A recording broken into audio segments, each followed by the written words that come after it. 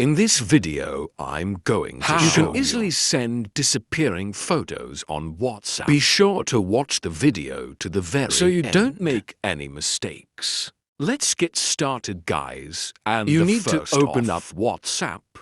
After that, just enter a conversation where you would like to send your disappearing photo to. After that, tap right here at camera button, and then you can use your camera to take pictures. Or you can tap right here to select one from your camera roll.